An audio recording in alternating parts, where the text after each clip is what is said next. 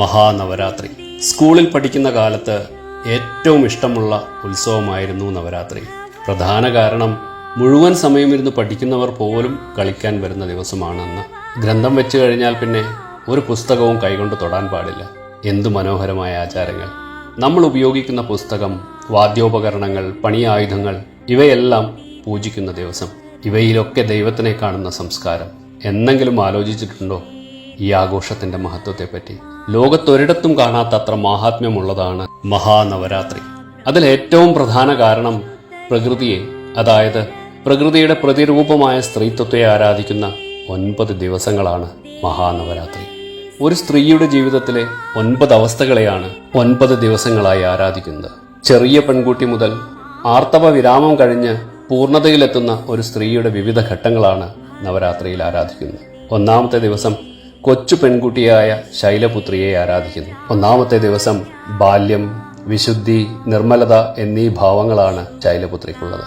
രണ്ടാമത്തെ ദിവസം ബ്രഹ്മചാരിണി, വിദ്യാർത്ഥിയായ യൗവനയുക്തയായ പാർവതി ദേവിയെ ആരാധിക്കുന്നു. രണ്ടാമത്തെ ദിവസം അധ്യയനം, ജ്ഞാനം എന്നീ ഭാവങ്ങളാണ് ബ്രഹ്മചാരിണി ദേവിക്ക്. മൂന്നാം ദിവസം ചന്ദ്രകണ്ഠാദേവി, ചന്ദ്രനെ തലയിൽ ചൂടിയ ദേവി. പരമേശ്വരനെ കല്യാണം കഴിച്ചുള്ള സൗന്ദര്യഭാവം ശിവനുമായി ചേർന്നത് കാണിക്കാനാണ് ചന്ദ്രനെ തലയിൽ ചൂടിയ സങ്കല്പത്തിൽ കാണുന്നത്. അതുകൊണ്ട് തന്നെ ശിവ എന്നും പരമേശ്വരി എന്നും മഹാരാജ്ഞി എന്നുമൊക്കെ ചന്ദ്രകണ്ഠാദേവിയെ വിശേഷിപ്പിക്കുന്നു. അർദ്ധനാരീശ്വരന്റെ സങ്കല്പം തന്നെ. മൂന്നാമത്തെ ദിവസം സൗന്ദര്യം എന്ന ഭാവത്തിൽ പ്രകൃതിയുടെ ഭംഗിയെ, പ്രകൃതിയെ തിരിച്ചറിയാനുള്ള കഴിവ് നമുക്ക് ലഭിക്കുന്നു. നാലാമത്തെ ദിവസം കൂഷ്മാണ്ഡ ദേവിയാണ്. കൂഷ്മ അണ്ഡ, പ്രകൃതിയെ ഗർഭം ധരിച്ചവൾ. സ്ത്രീയാണ് പ്രകൃതി എന്ന മഹത്തായ സന്ദേശം നമ്മെ കാണിക്കുന്ന ദേവീ സങ്കല്പം ഗർഭിണിയായ പാർവതി ദേവി. ഒരു സ്ത്രീയിൽ മാതൃഭാവം ഏറ്റവും പ്രകടമാകുന്ന സ്ഥിതി. ശാരീരികമായ വേദനകളും ബുദ്ധിമുട്ടുകളും അനുഭവപ്പെടുന്ന അവയെയൊക്കെ സ്വയം തരണം ചെയ്യാൻ കഴിവുള്ള സമയം. അഞ്ചാമത്തെ ദിവസം സ്കന്ദമാത, ഭഗവാൻ കാർത്തികേയനെ മടിയിലിരുത്തിയിട്ടുള്ള പാർവതി ദേവിയുടെ സങ്കല്പം. അഞ്ചാമത്തെ ദിവസത്തെ ലളിതാ പഞ്ചമി എന്നാണ് പറയുക. ഏറ്റവും ആനന്ദം തരുന്ന ദിവസമാണത്രേ ലളിതാ പഞ്ചമി ദിവസം. മാതൃത്വമാണ് 5-ാം ദിവസത്തെ ഭാവം. സ്ത്രീത്വം എന്നതിന്റെ പൂർണ്ണതയാണ് മാതൃത്വം. ലോകത്തിലുള്ള എന്തിനേയും സ്നേഹം കൊണ്ട് തരണം ചെയ്യാൻ കഴിവുള്ള അമ്മ, അതാണ് സ്കന്ദമാത. 6-ാമത്തെ ദിവസത്തിൽ കാത്യായനി ദേവിയാണ് സങ്കല്പം. കർമ്മപൂർത്തീകരണത്തിന് ശേഷമുള്ള മധ്യവയസ്കയായ സ്ത്രീയുടെ രൂപമാണ് കാത്യായനി ദേവിക്ക്. ഗാംഭീര്യവും ധൈര്യവും ശക്തിയുമുള്ള ദേവി. 7-ാം ദിവസം കാളരാത്രി ദേവിയാണ് സങ്കല്പം. ആർത്തവ വിരാമം പ്രാപിച്ചിട്ടുള്ള ഒരു സ്ത്രീയുടെ ഏറ്റവും ബുദ്ധിമുട്ടുള്ള കാലഘട്ടമായി ഇതിനെ കണക്കാക്കുന്നു. ദേവിയുടെ പേര് പോലെ തന്നെ ദുരിതമുള്ള രാത്രി, ഏറ്റവും രൗദ്രമുള്ള ദേവീ സങ്കല്പം. എല്ലാത്തിനെയും ദഹിപ്പിക്കാൻ തക്ക ഭാവത്തിലുള്ള പാർവതി ദേവിയെ ഇവിടെ സങ്കല്പിക്കുന്നു. 8-ാം ദിവസം അഷ്ടമിയിൽ മഹാഗൗരിയാണ് സങ്കല്പം. ആർത്തവ വിരാമത്തിലെ ബുദ്ധിമുട്ടുകളൊക്കെ മാറിയിട്ടുള്ള അമ്മൂമ്മ അല്ലെങ്കിൽ മുത്തശ്ശിയുടെ ഭാവമാണ് ദേവിക്ക് അഷ്ടമിയിൽ. അവളുടെ കുടുംബം എന്ന സങ്കല്പത്തിൽ നിന്നും ഉയർന്ന് എല്ലാവരുടെയും അമ്മയാകുന്ന ഭാവം, എല്ലാവരും അമ്മയെന്ന് വിളിക്കുന്ന പൂർണ്ണത. മഹാഗൗരി എന്നാൽ തിളങ്ങുന്നത് എന്നർത്ഥം.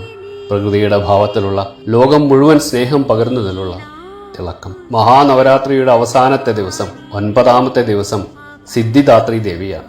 ആത്മീയതയുടെ പൂർണ്ണമായ ഭാവം, ആത്മസാക്ഷാത്കാരം നേടിയിട്ടുള്ള ഭാവം, ജീവിതം എന്നതിന്റെ തിരിച്ചറിവ്, ഞാൻ ആരാണെന്ന് തിരിച്ചറിഞ്ഞുള്ള ഭാവം, അതാണ് പാർവതി ദേവിയുടെ സിദ്ധിദാത്രി ദേവി ഭാവം. ഇങ്ങനെയുള്ള ബാല്യം മുതൽ ആത്മസാക്ഷാത്കാരം വരെയുള്ള 9-ാമത്തെ ഭാവത്തിനു ശേഷമാണ് വിജയദശമി വരുന്നത്. ഞാൻ ജനിച്ചതിന്റെ സാക്ഷാത്കാരം അനുഭവിക്കുന്ന ജീവിത വിജയത്തിന്റെ ദിവസം. തനിക്കും പ്രകൃതിക്കും വലിയൊരു അനുഗ്രഹം ലഭിച്ചതിന്റെ സന്തോഷമുള്ള ദിവസം. ജീവിതത്തിന്റെ ഗതിയിലുള്ള 9 ഭാവത്തെ നമ്മൾ ദേവീ രൂപത്തിൽ ആരാധിക്കുന്നു. ലോകത്തൊരിടത്തും കാണാത്തത്ര പാവനമായ സങ്കല്പമാണത്. സ്ത്രീയെ, മാതൃത്വത്തെ ബഹുമാനിക്കുന്ന ഒരു വലിയ സംസ്കാരമാണ് മഹാനവരാത്രി. സ്ത്രീയിലൂടെ, ഭഗവതി രൂപത്തിലൂടെ നമ്മൾ ആരാധിക്കുന്നത് പ്രകൃതിയെ തന്നെയാണ് എന്ന് നമ്മൾ തിരിച്ചറിയുക കൂടി വേണം. ശിവനും ശക്തിയും ഓരോ വ്യക്തിയിലുമുണ്ട് എന്നതാണ് സങ്കല്പം. ദേവിയെ ആരാധിക്കുന്നതിലൂടെ ഓരോ വ്യക്തിയും അയാളുടെ ജീവിതത്തിന്റെ ഉയർച്ച കൂടി മഹാനവരാത്രിയിലൂടെ നമുക്ക് മനസ്സിലാക്കി തരുന്നു. സാധാരണയായി 4 നവരാത്രി ഉണ്ടത്രേ ഒരു വർഷത്തിൽ. ഒരു സാധാരണ വ്യക്തിയെ സംബന്ധിച്ച് 2 നവരാത്രിയെ ആരാധിക്കാറുള്ളൂ എന്ന് മാത്രം. വസന്ത നവരാത്രിയും ശരത് നവരാത്രിയും. അതിൽ തന്നെ ഭാരതം മുഴുവൻ ആചരിക്കുന്നത് ശരത് നവരാത്രിയാണ്. വസന്ത നവരാത്രി പൊതുവെ ശ്രീരാമനവമിയുമായി ബന്ധപ്പെട്ടാണ് ആചരിക്കപ്പെടുന്നത്. എന്നാൽ ശ്രീചക്ര ഉപാസകന്മാരെ സംബന്ധിച്ചിടത്തോളം 4 നവരാത്രിയും പ്രാധാന്യമുള്ളതാണ്. ഈ 4 നവരാത്രിയും ഓരോ ദേവതയ്ക്ക് വേണ്ടിയുള്ള ഉപാസന കൂടിയാണ്. വസന്ത നവരാത്രി ലളിതാംബിക ഉപാസനയ്ക്കും, മഴക്കാലത്തുള്ള നവരാത്രി വരാഹി ദേവിക്കും, ശരത് നവരാത്രിയിൽ ദുർഗാ പരമേശ്വരിയും, മാഘമാസത്തിലേത് രാജമാതംഗിയുമാണ് ഉപാസനാമൂർത്തികൾ. നമ്മൾ അധികം അറിയാത്ത ആ 2 നവരാത്രികളെ പൊതുവെ ഗൂഢനവരാത്രികൾ എന്നാണ് ഉപാസകർ വിളിക്കുക. ഇനി നമ്മൾ സാധാരണക്കാർ എങ്ങനെ നവരാത്രി ആചരിക്കണമെന്ന് ലളിതമായി പറയാം. കായികം, വാചികം, മാനസികം എന്നിങ്ങനെ 3 രീതിയിൽ ആചരിക്കണം എന്നാണ് പണ്ഡിതർ പറയുക. 9 ദിവസത്തെ 3 ദിവസം വീതമാക്കി സരസ്വതി, ലക്ഷ്മി, ദുർഗ എന്നീ ഭാവത്തിലാണ് പൊതുവെ ആചരിക്കപ്പെടുന്നത്. ബംഗാളിലും ഉത്തരേന്ത്യയിലുമൊക്കെ ദുർഗാപൂജയ്ക്കാണ് പ്രാധാന്യം. എന്നാൽ നമ്മൾ മലയാളികൾ ആദ്യ 3 ദിവസം ദുർഗാ പരമേശ്വരി അല്ലെങ്കിൽ ഭദ്രകാളി, അടുത്ത 3 ദിവസം ലക്ഷ്മി, അവസാനത്തെ 3 ദിവസം സരസ്വതി എന്ന രീതിയിലാണ് ആരാധിക്കുന്നത്. നവരാത്രി ദിവസങ്ങളിൽ ഭക്ഷണത്തിൽ ഒരു ക്രമമുണ്ടാക്കുക. പ്രധാനമന്ത്രി നരേന്ദ്രമോദിയെ പോലെയുള്ള ഉപാസകർ 2 നവരാത്രികളിലും പൂർണ്ണമായി ഭക്ഷണം ഉപേക്ഷിക്കുന്നു. ചിലർ പാചകം ചെയ്ത ഭക്ഷണം കഴിക്കാതെ പഴം, പച്ചക്കറികൾ മാത്രം കഴിക്കുന്നു. മറ്റു ചിലർ ഒരു നേരം മാത്രം ഉപവസിക്കുന്നു. മത്സ്യമാംസാദികൾ കഴിക്കുന്നവർ അങ്ങനെയുള്ള ഭക്ഷണം നവരാത്രിയിൽ ഉപേക്ഷിക്കുന്നു. ഭക്ഷണം കഴിക്കാൻ പോലും സമയം ചെലവഴിക്കാതെ ഉപവസിക്കണം എന്നതാണ് ഇതുകൊണ്ട് ഉദ്ദേശിക്കുന്നത്. ഓരോരുത്തർക്കും അവരവർക്ക് കഴിയുന്ന പോലെ തപസ് അനുഷ്ഠിക്കാവുന്നതാണ്.